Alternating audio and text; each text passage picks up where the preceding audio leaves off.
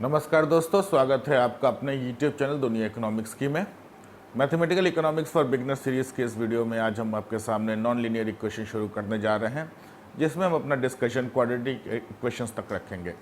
तो आइए देखते हैं होता क्या है। देखिए, क्वाड्रेटिक इक्वेशन का जनरल फॉर्म जो होता है y = ax² + bx + c। Quadratic function कह लीजिए। क्वाड्रेटिक फंक्शन का जो जनरल फॉर्म होता है वो इस तरह से होता है, f(x) = ax² + bx + c। अगर इसको =0 कर देंगे तब ये इक्वेशन बन जाएगा। ठीक है, हम लोगों ने अभी तक लीनियर इक्वेशंस देखा था जहाँ पे जो x की जो पावर होती थी वो 1 होती थी, लेकिन यहाँ पर x की पावर 2 भी है। और लीनियर इक्वेशंस का ग्राफ हम लोगों ने देखा था कि स्ट्रेट लाइन हुआ करती थी, स्ट्रेट लाइन। लेकिन इसका जो ग्राफ बनेगा, इसका ग्राफ एक का जो स्ट्रक्चर होगा वो उसको पैराबोला कहते हैं।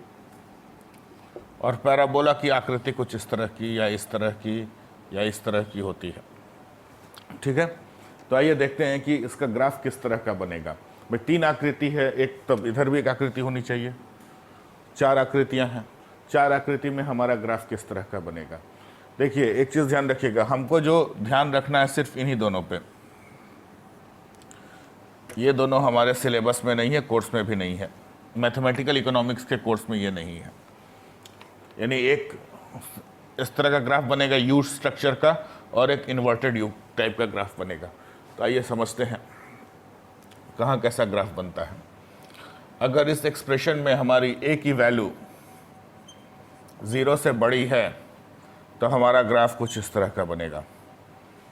यदि a की वैल्यू छोटी है 0 से तो कुछ इस तरह का ग्राफ बनेगा। ठीक है, इसको यू शेप्ड कहते हैं और इसको इन्वर्टेड यू कहते हैं, उल्टा कर दिया यू को। और समझने के लिए हम इसको कह सकते हैं हैप्पी पैराबोला। वो जो घड़ी पर जो 10 और 10 का जो समय दिखाते हैं इस तरह से मुस्कुराती हुई लगती है ना, वहीं से लिया है, हैप्पी पैराबोला कह सकते हैं इसको, HP। और इसको हम जब हैप्पी कहेंगे तो ये थोड़ा सा उदास उदास दिख रहा है, इसको हम सैड पैराबोला कह देते हैं। ठीक है, happy parabola and sad parabola, ये तो समझ में आ गया। यदि a की वैल्यू 0 से अधिक है तो हैप्पी, अगर 0 से कम है तो सैड। आइए अब आगे चलते हैं। एक और इम्पॉर्टेंट कॉन्सेप्ट होता है इसमें, डिस्क्रिमिनेंट का। जल्दी जल्दी समझते चीज़ों को, बहुत आसान टॉपिक है और स्कूलों में भी इसको काफ़ी पढ़ाया जाता है। डिस्क्रिमिनेंट, इसको डी से भी रिप्रेजेंट करते हैं।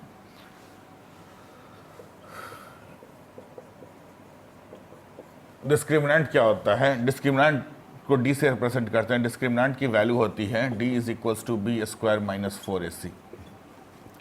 b² - 4 और a एंड c। ठीक है, अब इसमें 3 केसेस आते हैं डिस्क्रिमिनेंट में। डिस्क्रिमिनेंट में 3 केसेस आते हैं। वो तीनों केसेस क्या होते हैं?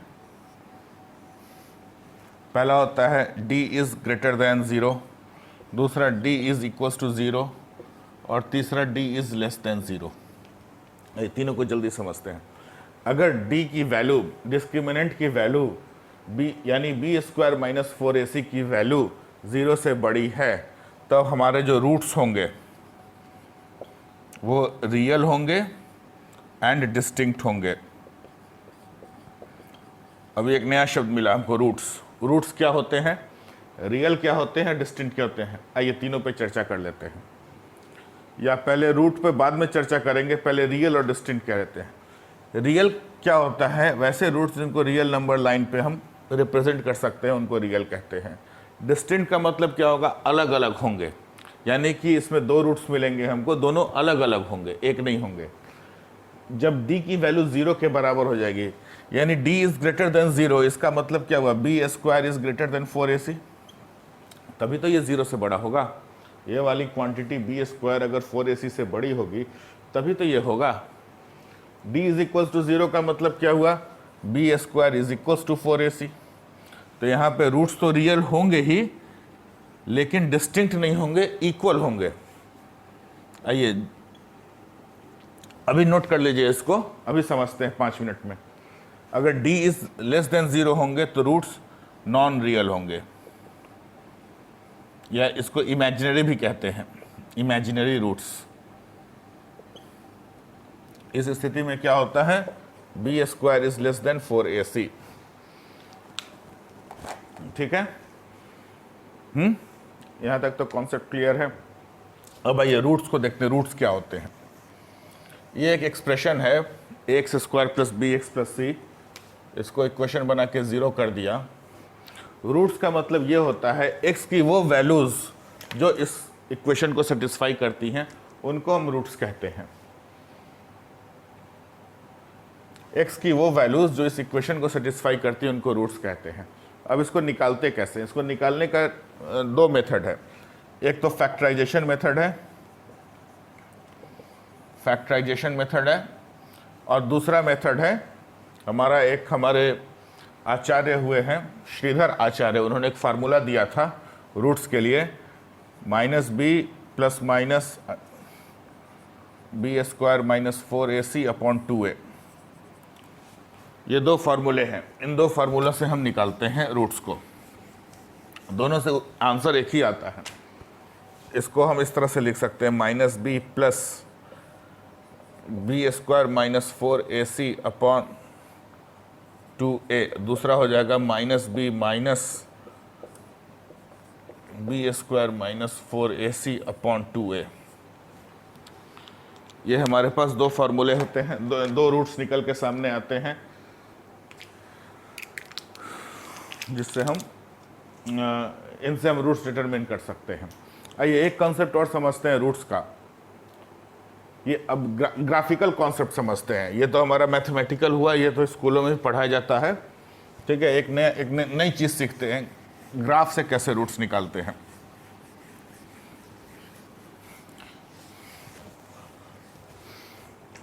जैसे कि हम लोगों ने पढ़ा if a is greater than 0, ठीक है, और मान के चलते हैं कि b square minus 4ac is also greater than 0।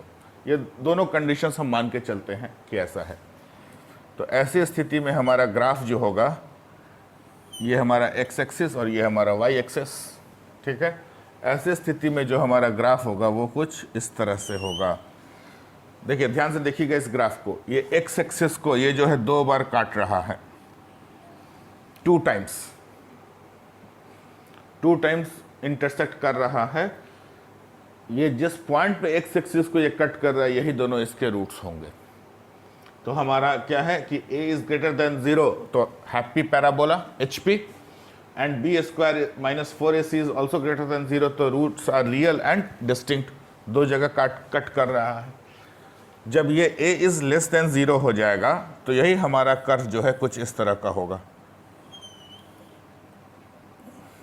Sad parabola, and roots are real and distinct, 2 roots.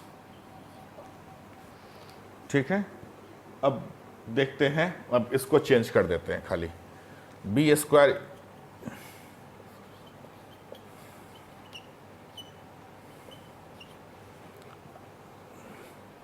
अब कैसा बनेगा, अब जो हमारा पैराबोला बनेगा वो कुछ इस तरह का बनेगा। ये एक ही पॉइंट पे टच करेगा, यहां भी कुछ इस तरह का बनेगा। Point of contact will be 1 only इस केस में। और अब तीसरा कंडीशन भी देख लेते हैं।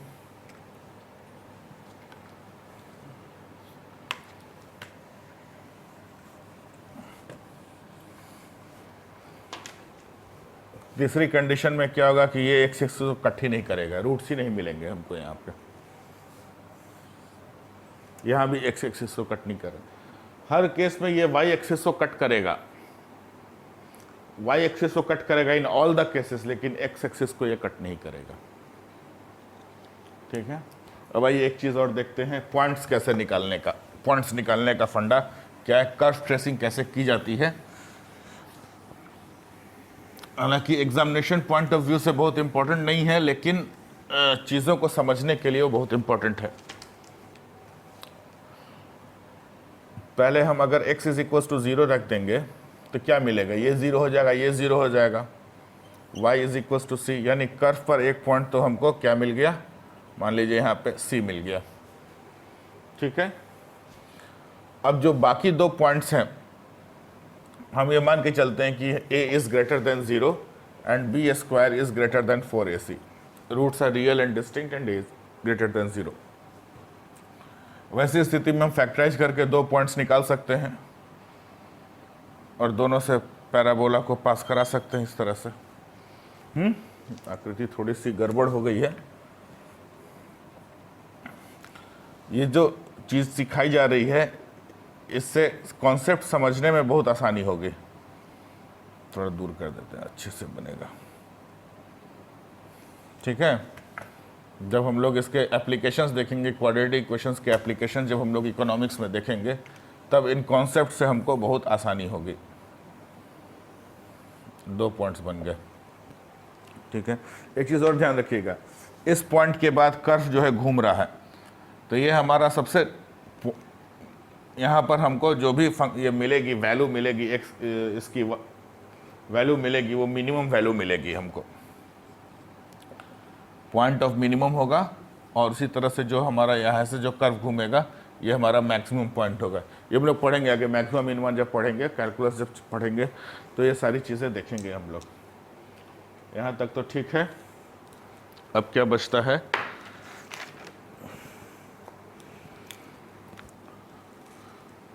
इसको फैक्टर्स निकालने का मतलब रूट्स निकालने का दो तरीका होता है, फैक्टराइजेशन और दूसरा एक आचार्य श्रीधर ने जो फार्मूला दिया था वो फार्मूले से। अब हम लोग एक क्वेश्चन करके समझते हैं चीज़ों को कि इसका यूज़ कैसे होता है। आइए एक सवाल देखते हैं। देखिए बोर्ड पर हमारे एक सवाल दिया हुआ है, given the supply and demand function. हमारे पास सप्लाई और डिमांड का फंक्शन दिया हुआ है, calculate the equilibrium price and quantity. अभी तक जो हम लोगों ने सप्लाई एंड डिमांड फंक्शन पढ़ा था वो बहुत ही ज़्यादा वो मतलब लीनियर नेचर का था। यहाँ पे हमारा लीनियर नेचर नहीं है, हमारा नेचर क्या है, क्वाड्रेटिक नेचर का है। लीनियर नेचर का हम लोगों ने पढ़ा था, लेकिन हम लोगों ने रियलिज्म से बहुत समझौता कर लिया था। धीरे धीरे अब हम लोग अब यथार्थ के नज़दीक पहुँच रहे हैं, इसलिए हम लोगों ने क्वाड्रेटिक इक्वेशन लिया है। आइए देखते हैं कैसे सॉल्व किया जाएगा। एक हमारे पास एक सप्लाई कर्व और एक डिमांड कर्व है।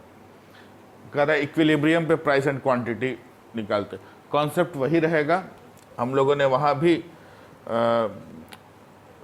Eight equilibrium position QD is equals to QS is equals to Q किया था।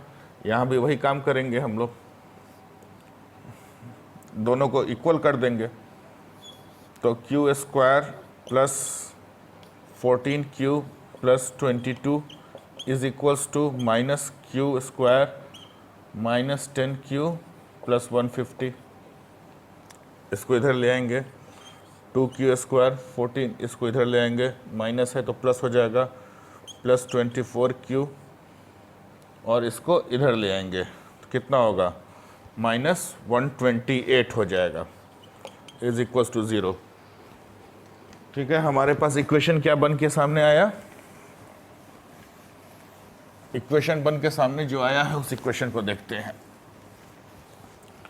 इक्वेशन बनकर आया है 2Q square plus 24Q minus 128 is equal to 0। अब देखिए ये इस इक्वेशन को हम लोग थोड़ा सा और आसान बना सकते हैं। कैसे बना सकते हैं, 2 सब में कॉमन दिख रहा है, निकाल लिया, Q square plus 12Q minus 64 टू ज़ा 128 इज इक्वल टू 0। इसका मतलब क्या हुआ, this implies Q square plus 12Q minus 64 is equal to 0। अब यहाँ पर A निकल के 2 आ रहा था, B निकल के 24 आ रहा था और C निकल के माइनस 128 आ रहा था, और यहाँ पे ठीक उसका आधा हो गया। A is equal to 1, B is equal to 12 and C is equal to minus 64। अब हमको कोई भी ऑपरेशन करना है तो इन क्वांटिटीज़ पे करना आसान होगा या इन क्वांटिटीज़ पे करना आसान होगा, जाहिर सी बात है नीचे वाली क्वांटिटी जो छोटी क्वांटिटी उस पर कोई भी ऑपरेशन करना हमारे लिए आसान होगा। आइए अब इसको सॉल्व करते हैं। इसको आप लोग फैक्टराइजेशन में, इसको हम अभी फैक्टराइजेशन मेथड से सॉल्व करेंगे। आप लोग एक बार प्रैक्टिस कर लीजिएगा वो जो आचार्य श्रीधर का जो फार्मूला था उस फार्मूले से, ठीक है। यहाँ पर इसको फैक्टराइज करेंगे 12 64। इसको इस तरह से 12 को इस तरह से लिख सकते हैं Q square plus 16q minus 4q minus 64। देखिए 16 में से 4 जाएगा कितना होगा 12 होगा, और प्लस 16 इंटू माइनस 4 कितना होगा माइनस 64 होगा। इसका मतलब हमारा फैक्टराइजेशन सही है। दिस इम्प्लाइज q कॉमन लिया, q प्लस 16, यहाँ से कितना कॉमन ले सकते हैं, यहाँ से 4 कॉमन ले सकते हैं, q प्लस 16। अब ये देखिए माइनस 4q और माइनस और प्लस माइनस हो गया 0, तो दो चीज़ें निकल के सामने आई, q minus 16 and q plus 16 and q minus 4 is equals to 0। इसका मतलब क्या हुआ, q is equals to minus 16 and q is equals to 4। अब देखिए अब इनमें से हमको एक वैल्यू, दो अभी पहले बताया था ना कि बी स्क्वायर माइनस 4ac अगर 0 से बड़ा है तो दो वैल्यूज आएंगे निकल के, दो वैल्यूज आ गई निकल के। वो टेस्टिंग हम लोगों ने की नहीं। क्यों नहीं की टेस्टिंग, क्योंकि यहाँ देखने से ही लग रहा है कि बी स्क्वायर माइनस 4ac 0 से बड़ा होगा।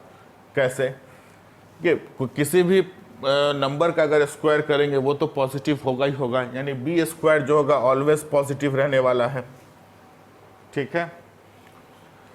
अब माइनस 4ac हमारे एक्सप्रेशन में ही माइनस लगा हुआ है और यहाँ भी एक माइनस है, तो माइनस माइनस मिलके प्लस हो जाएगा। जब प्लस हो जाएगा, दो क्वांटिटीज जब जुड़ेंगी तो हमेशा दो पॉजिटिव नंबर्स जब आपस में ऐड होंगे तो हमेशा 0 से ऊपर होंगे।